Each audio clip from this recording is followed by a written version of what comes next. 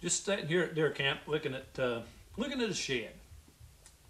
I'm Edgar Pierce, and I welcome you to the show today, and welcome to Inside the Wild Side. But just got to thinking about the deer sheds, and they shed every year. That's part of the natural cycle of life with the deer. This would have been a pretty nice little 8-point. Don't have the other side of it. And there's some sheds sitting laying here behind me that have been found here on this farm. Down here, I'm in a deer camp. But what happens each time these sheds happen? There's actually two spiritual applications.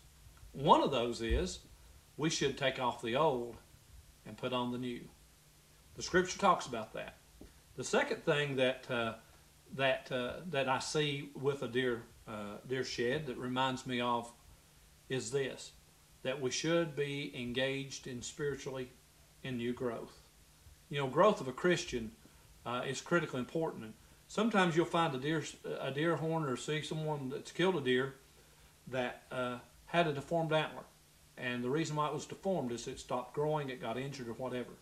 So next time you see a deer mount hanging on the wall, or next time you see a shed, somebody finds a shed, or you're out and you see the horns of a deer, let it remind you of a couple things.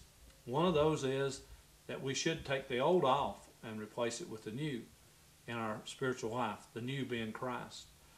The second thing, remind us that we should be engaged in new growth as well. Enjoy the rest of the show, and thank you for being with us today. I'm Edgar Pearson on Inside the Wild Side.